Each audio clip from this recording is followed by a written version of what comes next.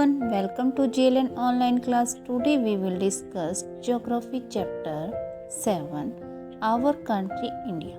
आज हम ज्योग्राफी का लेसन 7 जो कि हमारी बुक है द अर्थ आवर हैबिटेट का चैप्टर 7 आवर कंट्री इंडिया हमारा देश भारत के बारे में पढ़ेंगे. India is a country of vast geographical expanse. In the north, it is bound by the lofty Himalayas, the Arabian Sea in the west, the Bay of Bengal in the east, and Indian Ocean in the south wash the shore of the Indian Peninsula. It means Bharat जो है वो एक बहुत ही बड़े भौगोलिक विस्तार वाला देश है. उत्तर में ही है हिमालय के ऊंचे शिखरों से घिरा हुआ है और पश्चिम में अरब सागर, पूर्व में बंगाल की खाड़ी तथा दक्षिण में हिंद महासागर भारतीय प्राय महाद्वीप के तटों पर लहराते हैं. नेक्स्ट आता है India has an area of about 3.28 million square kilometre. The north south extend from Kashmir to Kanyakumari is about 3200 kilometers. And the east-west extent from Arunachal Pradesh to Kutch is about 2900 kilometers. The lofty mountains, the Great Indian Desert, the Northern Plain, the uneven plateau surface, and the coast and islands present a diversity of landfall. It means Bharat का जो क्षेत्रफल है वो 32.8 लाख वर्ग kilometre है. Most important question है आपके 9th class में. आगे जितनी भी क्लासेस हैं कितना भी करेंगे ये क्वेश्चन जरूर आता है. भारत का क्षेत्रफल जो है वो कितना है 32 लाख वर्ग किलोमीटर है. उत्तर में कश्मीर से लेकर दक्षिण में कन्याकुमारी तक इसका जो विस्तार है वो कितना है 3200 किलोमीटर है. और पूर्व में अरुणाचल प्रदेश से लेकर पश्चिम में कच्छ तक इसका जो विस्तार है वो 2900 किलोमीटर है. मोस्ट इम्पोर्टेंट क्वेश्चन है बेटा यहाँ पर.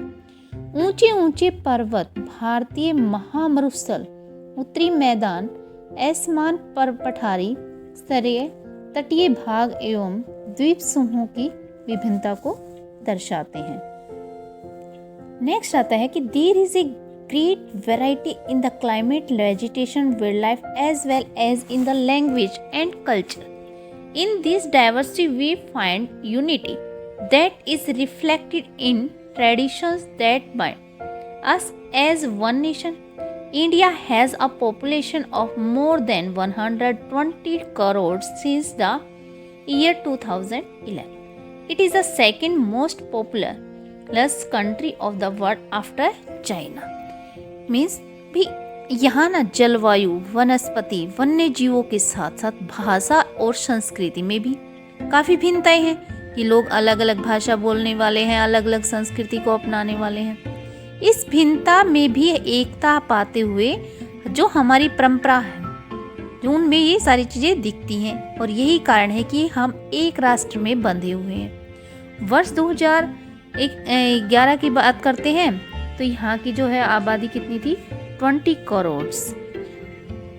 नेक्स्ट और ये जो है मोस्ट इम्पोर्टेंट क्वेश्चन आता है बेटा यहाँ पर कि जो चीन के बाद विश्व का दूसरा सबसे अधिक जनसंख्या वाला देश है तो वो है भारत. यानी कि सबसे पहले नंबर पर जो विश्व में जनसंख्या है वो किसकी है चाइना की और दूसरे नंबर पर किसकी है भारत की है. नेक्स्ट आता है लोकेशन सेटिंग. इट्स मीन स्थिति कैसी है. India is located in the northern hemisphere. The Tropic of Cancer passes almost halfway through the country. From south to north, mainland of India extends between 8 degree 4 minute north and 37 degree 6 minute north latitudes. From west to east, India extends between 68 degree 7 minute east and 97 degree 25 minute east longitudes. If we divide the world into eastern and western hemispheres, which hemispheres would India belonging to? Due to great longitudinal extent of about 29 degrees, there could be a wide difference in local time of places located at two extreme points of India. As such, the difference between these 2 points would be of about 2 hours. It means जो भारत है ना उत्तरी गोलार्ध में स्थित है. कौन से में है? उत्तरी गोलार्ध यानी कि नॉर्थन हेमिस्फीयर में है. और कर्क रेखा जो कि देश के लगभग मध्य से होकर गुजरती है. दक्षिण से उत्तर की ओर भारत की जो मुख्य भूमि का विस्तार है वो कितना है? 8 डिग्री 4 मिनट उत्तर से और 37 डिग्री 6 मिनट उत्तर अक्षांशों के बीच में है. और पश्चिम से लेकर पूर्व तक का भारत का विस्तार कितना है? 68 डिग्री 7 मिनट पूर्व और 97 डिग्री 25 मिनट पूर्व देशांतर के बीच में है. अगर हम विश्व को पूर्वी एवं पश्चिमी गोलार्ध में बांटते हैं तो भारत की जो स्थिति है किस गोलार्ध में होगी? बहुत बड़े देशांतरीय विस्तार का लगभग 29 डिग्री होने के कारण यहाँ के 2 छोर पर स्थित हो जाता है. और 2 छोर पर स्थित स्थानों के स्थानीय समय जो वहाँ का टाइम होता है उसमें काफ़ी अंतर आ जाता है. और इस तरह की जो दूरी पर स्थित दो जो स्थान हैं उनके बीच का जो समय होता है उसमें काफ़ी घंटों का डिफरेंस हो जाता है. As you have learned earlier, the local time changes by 4 minutes for every 1 degree of longitude. The sun rises about 2 hours earlier in the east Arunachal Pradesh than in the west Gujarat. You have already read earlier why the local time of longitudes of 82 degree minutes east has been taken as Indian Standard Time. This meridian of longitudes is also termed as a standard meridian of India. It means क्या होता है कि जो कि आपने पहले भी पढ़ा होगा ये पहले वाला जो चैप्टर था ना उनमें हमने पढ़ा था कि प्रत्येक 1 डिग्री देशांतर है ना किस लिए स्थानीय समय है उसमें 4 मिनट का अंतर हो जाता है. 1 डिग्री देशांतर पर कितने का हो जाता है? 4 मिनट का अंतर हो जाता है. और पश्चिम में गुजरात की अपेक्षा पूर्व के अरुणाचल प्रदेश में सूर्य जो होता है सूर्योदय होता है वो 2 घंटे पहले हो जाता है. इट मीन सबसे पहले कहाँ हो जाता है? अरुणाचल प्रदेश में. और गुजरात के कंपेयर में करते हैं तो 2 घंटे पहले वहाँ पर होता है. और आप ये पहले भी आप पढ़ चुके हैं कि 82 डिग्री 30 मिनट पूर्व देशांतर का जो स्थानीय समय होता है उसमें भारत का मानक समय क्यों माना गया है? क्योंकि यहाँ की जो है ना यामयोतर जो है को भारत का मानक यानी कि standard meridians of India standard meridians time जो है वो लिया जाता है. नेक्स्ट आते हैं नेक्स्ट पॉइंट है इंडियाज़ नेबर यानी कि भारत के जो पड़ोसी हैं. पड़ोसी जैसे हमारे जो पड़ोसी होते हैं ऐसे ही भारत के पास लगते हुए जो देश हैं उनके बारे में. There are 7 countries that share land boundaries with India. Find out. भाई हमें ये कुछ ये मैप दिया हुआ है इसमें आप देखते हुए बताएंगे कि हमारे जो इंडिया है उसके आसपास कौन से पड़ोसी देश हैं. तो आप यहाँ पर देख सकते हैं अफ़गानिस्तान है, पाकिस्तान है, तिब्बत, नेपाल, भूटान, बांग्लादेश, म्यांमार, चाइना, ये सारे ये आपको दिखाई देंगे. तो क्या है कि 7 जो है हमारे देश हैं जिनकी स्थलीय सीमाएं इनकी सीमाओं से जुड़ी हुई हैं. और ये इसमें आप पिक्चर जो है फाइंड आउट करी है आपने, इसमें आप देख सकते हैं ये कौन कौन से हैं.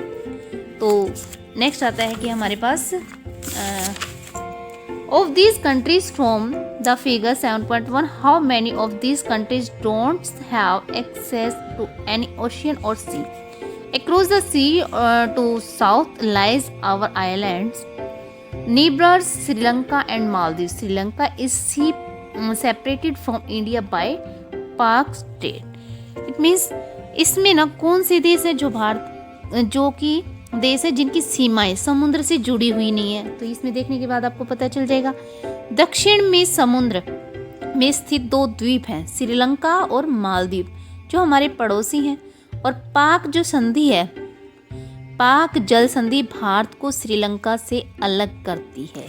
क्या करती है? भारत को श्रीलंका से अलग करती है. पॉइंट आता है political and administrative division. Means India is a vast country. Bharat जो है वो एक वेस्ट बड़ा ही क्षेत्र में है, बड़ा ही देश है, एक विशाल देश है. For administrative purpose the country is divided into 28 state. इसमें कि भाई भारत जो है प्रशासनिक क्रियाकलापों से देखें तो इसके 28 राज्य हैं, स्टेट्स एंड 9 यूनियन टेरिटोरीज और 9 इसके केंद्र शासित प्रदेश हैं। Telangana became the 28 states of India on 2nd June 2014. It was previously a part of Andhra Pradesh. Delhi is the national capital. The state have been formed mainly on the basis of language. Rajasthan is the largest state and Goa is the smallest state in terms of area. The states are further divided into districts. क्या आता है कि दिल्ली जो है वो भारत की राजधानी है और राज्य का निर्माण जो है वो कैसे किया गया है, मोस्टली क्या है इसमें दिया गया है कि जो तेलंगाना है वो 29 था, उस टाइम जब 29 थे, अब 28 हैं, तो स्टेट था जो कि कब बना था 2 जून 2014 को बना था और ये प्रेसली पार्ट था किसका, आंध्र प्रदेश का था। दिल्ली जो है वो हमारी भारत की जो है वो राजधानी है और स्टेट्स जो हैं हैव बीन फॉर्म मेनली, ये स्टेट जो है मेनली किस पे, लैंग्वेज के आधार पर फॉर्म की गई। राजस्थान जो है इम्पोर्टेंट क्वेश्चन है बेटा, लार्जेस्ट स्टेट अगर पूछा जाता है सबसे बड़ा जो स्टेट है वो कौन सा है, राजस्थान है और सबसे छोटा स्टेट है वो गोवा है इन रिस्पेक्टिव एरियाज, हमारे क्षेत्रफल के आधार पर। और स्टेट जो होती हैं आगे उनको जिलों में डिवाइड किया जाता है। फिजिकल डिवीजन आता है भौतिक विभाजन। India is marked by diversity of physical features such as mountains, plateaus, plains, coastals, and islands. Standing as sentinels in the north are the lofty snow-capped Himalaya. Him plus Himalaya means the abode of snow. The Himalaya mountains are divided into 3 main parallel ranges. The northernmost is the Great Himalaya or Himadri. The world's highest peaks are located in this range. Middle Himalayas or Himachal lies to the south of Himadri. Many popular hill stations are situated here. Find out the name of 5 hill stations. The Shivalik is the southernmost range. It means भी भारत में जो पाई जाने वाली भौतिक आकृति है ना विभिन्न प्रकार की हैं। जैसे क्या है वहाँ पर माउंटेन्स है, पर्वत है, पठार, मैदान, तट, द्वीप समूह सभी आते हैं। उत्तर में बर्फ से ढका हुआ हिमालय एक पहरेदार का काम करता है और हिमालय का मीनिंग्स होता है हिम प्लस आलय, जिसका अर्थ होता है बर्फ का घर। हिमालय पर्वत को 3 मुख्य समांतर जो श्रेणियां हैं उनमें बांटा गया है। सबसे उत्तर में स्थित जो श्रृंखला है उसे वृहत यानी कि जो हमारा ग्रेट हिमालय के नाम से जाना जाता है, जिसे हिमाद्री भी कहते हैं। इसी श्रृंखला में विश्व की सबसे ऊंची चोटी है जो कि माउंट एवरेस्ट है। और मध्य हिमालय यानी कि हिमाचल जो हिमाद्री के दक्षिण में स्थित है, बहुत ही लोकप्रिय पहाड़ी वाला एरिया है। और 5 ऐसी पहाड़ियों के नाम आप पता लगाएंगे कि कौन कौन सी पहाड़ियाँ हैं। फिर आता है शिवालिक जो है सबसे दक्षिण में स्थित श्रृंखला है। नेक्स्ट आता है the northern India plain lie to south of the Himalaya. They are generally level and flat. These are formed by alluvial deposit laid down by the rivers, the Indus, the Ganga, the Brahmaputra, and their tributaries. These rivers plains provide fertile land for cultivation. That is the region for high concentration of population in this plain. In the western part of India lies the Great Indian Desert. It is dry, hot, and sandy stretch of land. It has very little vegetation. It means जो हिमालय के दक्षिण में ना भारत का उत्तरी मैदान स्थित होता है। ये मैदान समतल होता है, स्पाट बिल्कुल फ्लैट लेवल में होता है। ये मैदान सिंधु, गंगा, ब्रह्मपुत्र और इनकी सहायक नदियों द्वारा लाए गए जो जलोढ़ होते हैं ना, जलोढ़ निक्षेप से बने हुए होते हैं। नदियों के पास वाला जो एरिया होता है वो एग्रीकल्चर के लिए काफ़ी उपजाऊ भूमि प्रदान करता है और यही वजह होती है कि यहाँ पर मोस्टली ज़्यादा जनसंख्या में लोग रहते हैं। और भारत के पश्चिमी भाग में भारतीय महामरुस्थल स्थित है और यह शुष्क, गर्म और रेतीला स्थल है। यहाँ वनस्पति भी बहुत कम होती है। नेक्स्ट आता है to the south of the northern plain lies the peninsular plateau. It is triangular in shape. The relief is highly uneven. This is a region with numerous hill ranges and valleys. Aravalli Hill, one of the oldest range of the world, border it is on the northwest side. The Vindhya and the Satpura are the important ranges. The river Narmada and Tapti flow through these ranges. These are the west flowing river that drain into the Arabian Sea. The western Ghat of Sahyadri borders the plateau in the west, and Eastern Ghat provide the eastern boundary. While the Western Ghat are almost continuous, the Eastern Ghat are broken and uneven. The plateau is rich in minerals like coal and iron ore. It means भाई उत्तरी मैदान के दक्षिण में most important question है बेटा, ये basic है आपके, समझ लो ध्यान से कि उत्तरी मैदान के दक्षिण में क्या है, प्रायद्वीपीय पठार है, पेनिनसुलर प्लेटू है. इसकी जो आकृति है वो ट्रायंगुलर है, यानी कि त्रिभुजाकार है. एक एक नंबर के क्वेश्चन भी आते हैं और ये कॉम्पिटिटिव एग्जाम में भी आते हैं. इसका धरातल काफ़ी ऊंचा नीचा होता है. इस क्षेत्र में बहुत सी श्रृंखलाएं, पहाड़ी श्रृंखलाएं होती हैं, घाटियां होती हैं, और उत्तर पश्चिम में अरावली श्रृंखला है. और अगर क्वेश्चन आता है कि विश्व की सबसे पुरानी श्रृंखला कौन सी है, तो वो आती है अरावली. अरावली कौन सी है, जो विश्व की सबसे पुरानी श्रृंखला है. विंध्य और सतपुड़ा भी यहाँ की महत्वपूर्ण श्रृंखलाएं हैं. इन श्रृंखलाओं से होकर नर्मदा और तापी नदियाँ बहती हैं. ये पश्चिम की तरफ बहने वाली नदियाँ हैं. मोस्ट इम्पोर्टेंट क्वेश्चन आता है कि अरब सागर में गिरने वाली उन नदियों के नाम बताओ. उन नदियों के नाम बताओ जो पश्चिम की तरफ बहने वाली नदियाँ होती हैं. तो क्या आ जाएगा आंसर हमारा, नर्मदा तथा तापी नदी. इस पठार के पश्चिम में पश्चिमी घाट यानी कि सह्याद्री और पूर्व में पूर्वी घाट. पश्चिमी घाट का विस्तार जो है एक समान रूप से है, जबकि पूर्वी घाट बीच बीच में से टूटा हुआ है, ये अनइवन है, असमान है. इन पठारों में खनिज, जैसे कौन कौन से खनिज मिलते हैं, कोयला और लोहा ऐसा भी काफ़ी मात्रा में मिलता है. नेक्स्ट आता है to the west of the western Ghat and as east of eastern Ghat lies the coastal plain. The western coastal plain are very narrow. The eastern coastal plain are much broader. These are a number of east flowing rivers. The rivers Mahanadi, Godavari, Krishna and Kaveri drain into the Bay of Bengal. These rivers have formed fertile deltas at their mouth. The Sundarban delta is formed where the Ganga and Brahmaputra flow into the bay of Bengal. Means पश्चिमी घाट के पश्चिम में और पूर्वी घाट के पूर्व में तटीय मैदान स्थित हैं. पश्चिमी तटीय मैदान जो होते हैं वो काफ़ी संकरे होते हैं, नैरो होते हैं, भीड़े होते हैं, और पूर्वी तटीय मैदान जो होते हैं वो उनसे काफ़ी चौड़े होते हैं. मोस्ट इम्पॉर्टेंट क्वेश्चन है बेटा, फिर दोबारा बता रही हूँ, थोड़ा ध्यान से सुन लो, अच्छे से कर लेना. और वहाँ पूर्व की ओर बहने वाली कई नदियाँ हैं. अभी हमने पश्चिम की ओर बहने वाली दो नदियों के नाम किए थे ना, नर्मदा और ताप्ती, और यहाँ पर आता है हमारा पूर्व की ओर बहने वाली नदियाँ. अब वो कौन सी है, महानदी, गोदावरी, कृष्णा और कावेरी. अब पश्चिम की ओर बहने वाली जो नदियाँ थी वो किस में गिर रही थी, वो हमारी बंगाल की, वो हमारी अरब सागर में गिर रही थी. और पूर्व की ओर बहने वाली नदियाँ हैं जो महानदी, गोदावरी, कृष्णा और कावेरी, ये कहाँ गिरती है, बंगाल की खाड़ी में. इम्पोर्टेंट क्वेश्चन है ये.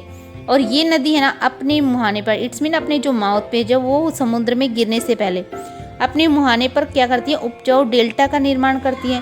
और बंगाल की खाड़ी में गंगा और ब्रह्मपुत्र नदी के मुहाने पर एक वर्ल्ड लार्जेस्ट डेल्टा बनता है जिसे का नाम है सुंदरवन डेल्टा. क्या नाम है, सुंदरवन डेल्टा. नेक्स्ट पॉइंट आता है two groups of islands also form part of India. Lakshadweep island are located in Arabian sea. These are coral islands located off the coast of Kerala. The Andaman and the Nicobar Islands lie to the southeast of the Indian mainland in the Bay of Bengal. Do you know which group of islands were affected by tsunami in 2004? Find out through newspaper report and by speaking to people how in different way people face this challenge. When the tsunami struck the Indian coast, tsunami is a huge sea wave generated due to an earthquake on the sea floor. It means Bharat में ना 2 द्वीप समूह हैं। लक्षद्वीप द्वीप समूह जो कि अरब सागर में स्थित है, ये केरल के तट से कुछ दूर शीत प्रवाल द्वीप है। और अंडमान एवं निकोबार द्वीप समूह भारत की दक्षिण पूर्व दिशा में बंगाल की खाड़ी में स्थित है। क्या आप जानते हैं कि कौन सा द्वीप समूह है जो वर्ष 2004 में सुनामी से प्रभावित हुआ था? समाचार पत्र जो कि आपके न्यूज़पेपर हैं या लोगों से बातचीत कीजिए और पता लगाएं कि जब सुनामी भारतीय तट से टकराई थी तो किस प्रकार लोगों ने अलग अलग तरीके से इस चुनौती का सामना किया था। सुनामी होती क्या है कि सुनामी एक विशाल सागरीय तरंग होती हैं जो कि समुद्र तल पर भूकंप के कारण उत्पन्न होती हैं। Dear students, now our chapter is complete. Thank you and have a nice day.